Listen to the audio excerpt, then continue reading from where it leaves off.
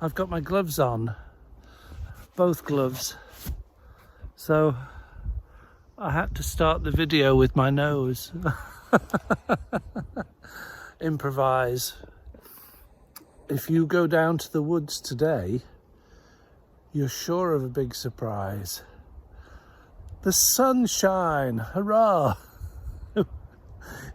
It feels as though we've been missing out on the sunshine here in the Derbyshire Dales, and to be honest, the whole of the British Isles. And I also have my sources in Holland, where it's also been cloudy, gloomy, rainy, cold, wet, and let's be honest, glum.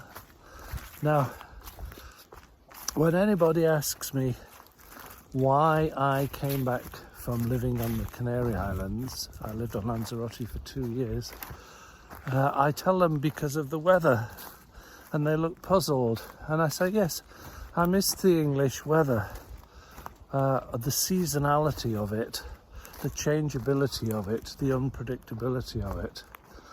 And John has got a saying as a farmer, which I like. Apparently farmers say, if you don't like the weather, wait a bit. And so it is true. And now,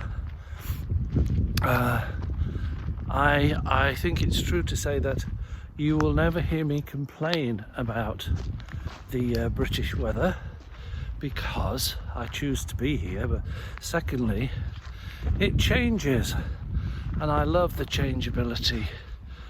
So now we've just passed the solstice, and somehow the days seem full of promise, don't they, with the days getting, the light days getting longer. And praise the Lord, we have some sunshine after the rain. Oh dear. And it does feel a relief. I think psychologically as well as physiologically. We all like sun on the skin. My mate Rob is sunning his skin in Tenerife at the moment, back tomorrow. He does insist on sending me pictures of him sitting in shorts in the sunshine with a glass of something by the sea. But I would do the same if I was on Lanzarote.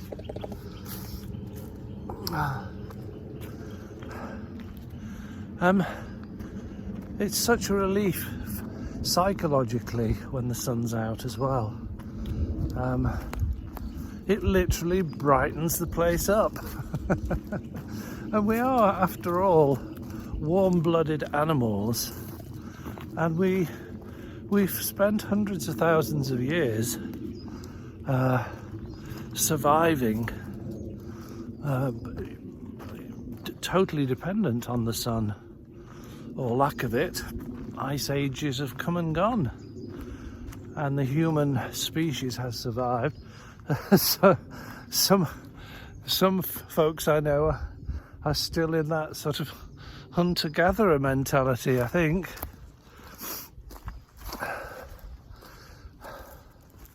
Another reason for getting out on this Boxing Day morning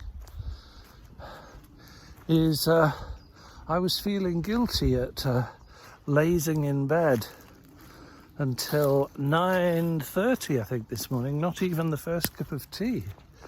Just browsing the Sunday paper quiz of the year or on my phone, and the hour goes past or so. And then I got a phone call from my sister to wish me happy Christmas, and we had a right good long chat. And her situation has really inspired me to get my arse out of bed and make the most of the sunshine. So here I am. And I also read something this morning that gave me second thoughts about how again, this is about thoughts, how our thoughts tend to colour our experience, not the other way around. And in the review of the year in the Sunday paper, somebody's high spot was the once in a lifetime exhibition at the Rijksmuseum in Amsterdam of 37 of Vermeer's original paintings. Now, I think only 42, if I'm not mistaken, are catalogued. So to get 37 in the same place is extraordinary. Well, if you noticed in the background of my last video, my second Christmas in the tiny house, you will have seen one of those missing 3 paintings. The Milkmaid by Vermeer. I've actually got the original. The one they had in the exhibition in the Rijksmuseum is actually a fake. But I've got the original, and also I've got the original girl with a pearl earring on the other side of the stove in the tiny house. But when I looked up, I googled the dates of this exhibition at the Rijksmuseum, and it was from February to June this past year, 2023, and my heart sank. I was really disappointed. How could I possibly miss such a once in a lifetime exhibition of one of my favourite artists? Well, I had to suck it up and resolve not to be more spontaneous this year, and if there's something of that nature going on, just hop on a train, plane or automobile and go. Because, as a friend said to me recently, we're all on our last cruise. Make of that what you will. You know, if you have something in mind to do, don't tread water too long on it. It might pass you by. Say hello to my lovely friend here. Good morning, happy Christmas.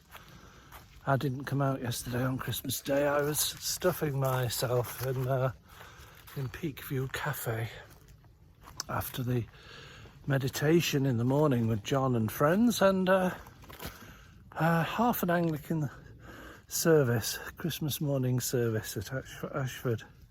So, well, we're not talking about New Year's resolutions yet, are we? Do we do those? Do you do those? I used to do those, but I don't do them anymore. In fact, the morning. In fact, the last one I made, I usually write a list of what I appreciate from the previous year, and then a list of things that I would like to achieve in the following year. And a few years ago, I found myself writing, this year I want to achieve nothing. And it went very well.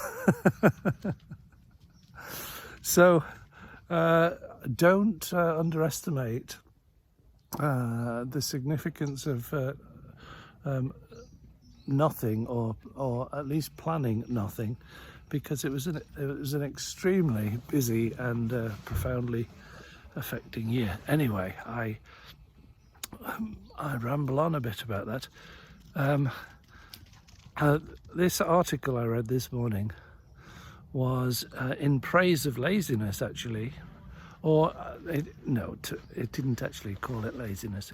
It called it quiet days. How when you're not ramming your day full of achievements and things to do, out of a sense of FOHMO, fear of missing out, or that drive to be who you think you ought to be, you can miss the small things like the change in seasons. And I've noticed that on a broom plant, a broom bush on this walk, already there are little buds, little yellowish buds just popping out. So nature has its own way of achievement without getting worked up about it, and all in its own time. So maybe we can live a bit more like that this year, everything in its season.